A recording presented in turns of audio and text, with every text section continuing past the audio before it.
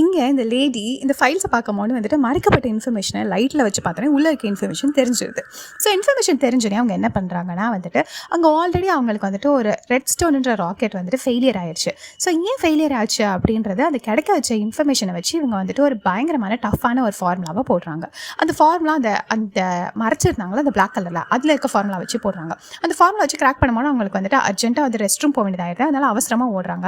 Actually அங்கே என்னன்னா அவங்களுக்கு அங்கே ரெஸ்ட் ரூம் அங்கே கிடையவே கிடையாது. ஏன்னா அவங்க வந்துட்டு கருப்பு நிறத்துக்காரங்கன்றக்காண்டி அவங்க ரொம்ப தூரம் தள்ளி போய் ரெஸ்ட் ரூம் போனோம். ஸோ ஓடி போகிறாங்க. அவங்க போகிற டயத்தில் மற்ற ஆஃபீஸர்ஸ் எல்லாரும் இதை பார்த்துட்டு அவங்க கிராக் பண்ணிட்டாங்க கோடை. ஸோ இதனால தான் நம்ம ஃபெயிலியர் ஆயிருக்கோம், இதை மாற்றிடலான்னு சொல்கிறேன். அப்போ ஓனர் கேட்குறாரு யார் இதை பண்ணாங்க அப்படின்னு சொல்லி பெரிய சயின்டிஸ்ட் கேட்டோடனே கேத்ரின் தான்றாங்க. அப்போ அவங்களை கூப்பிட்டு இவங்க ஸ்பையான்னு சொல்லிட்டு செக் பண்ணுறாங்க. உனக்கு எப்படி இந்த இன்ஃபர்மேஷன் தெரிஞ்சு, நீ எதை வச்சு இதை கண்டுபிடிச்ச அப்படின்னு சொல்லி கேட்குறாங்க.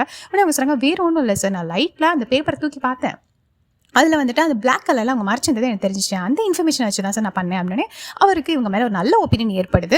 உடனே ஓகே அப்படின்னு சொல்லிடுறாங்க. அது போக எக்ஸ்ட்ராவாக இன்ஃபர்மேஷன் கொடுத்து இதுக்கு மேலே நீங்களே கேரி ஆன் பண்ணலாம்னு சொல்லிட்டு அவங்க மேலே ஒரு நல்ல நம்பிக்கை ஏற்படுது அவருக்கு. ஸோ இன்னொரு நாள் அவங்கள தேடி வராங்க. பார்த்தா அவங்க காணோம். இவங்க பார்த்தா அவசரமாக அதே மாதிரி இந்த ரெஸ்ட் ரூம்காண்டி போயிருக்காங்க. அங்கே பார்த்தா ரெஸ்ட் ரூமில் வந்துட்டு டிஷ்யூ பேப்பர் கூட கிடையாது. அதாவது இந்த கருப்பு நிறுத்தங்களுக்கான இருக்கிற இடத்துல டிஷ்யூ பேப்பர் கூட கிடையாது.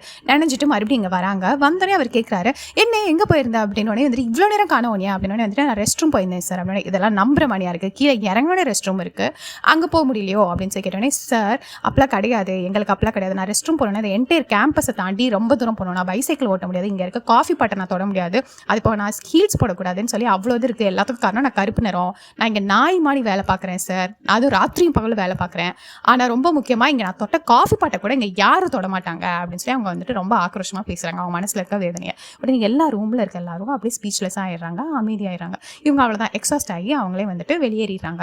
அவங்க அன்னைக்கு கூட நினைக்கிறாங்க இனிமேல் நம்மளை வேலையை எடுத்து போகிறாங்க. ஆனால் இவர் வந்துட்டு கலர்டுன்னு இருக்கிறது எல்லாத்தையும் உடச்சிடுறாரு. அது எப்படி கருப்பு நிறத்தங்களுக்கு தனியாக ஒன்று வைக்கலாம் அப்படின்னு சொல்லிட்டு அவர் உடச்சிட்டு இனிமேல் அப்படி கிடையாது, எல்லாருக்கும் ஒரே பாத்ரூம் தான், எல்லாரும் ஒரே கலரில் தானே போகிறோம், அப்போ எல்லாருக்கும் ஒரே பாத்ரூம் தான் அப்படின்னு சொல்லிட்டு அவர் சொல்கிறாரு. ஸோ இந்த படம் வந்துட்டு நம்ம நினைக்கிறோம் இது வந்துட்டு அந்த டயத்தில் நடந்ததுன்னா, ஆனால் இன்ன வரைக்கும் சில ஸ்கூல்ஸ்லாம் வந்துட்டு குழந்தைங்க வந்துட்டு கருப்பாக இருக்க பாப்பா முன்னாடி நிற்குது, வெள்ளையாக இருக்க பாப்பா மாற்றுங்கன்னு சொல்லிட்டு டான்ஸ் ஷோவில் நடக்கிறதுலாம் உண்டு. ஸோ இதெல்லாம் நடந்திருக்கு அப்படின்னா வந்துட்டு மாற வேண்டியது நேரம் இல்லை, அவர் குணம் தான். ஸோ இந்த படம் உங்களுக்கு பிடிச்சிருந்துச்சுன்னா லைக் பண்ணுங்கள். இது வரைக்கும் சப்ஸ்கிரைப் பண்ண எல்லாத்துக்கும் நன்றி.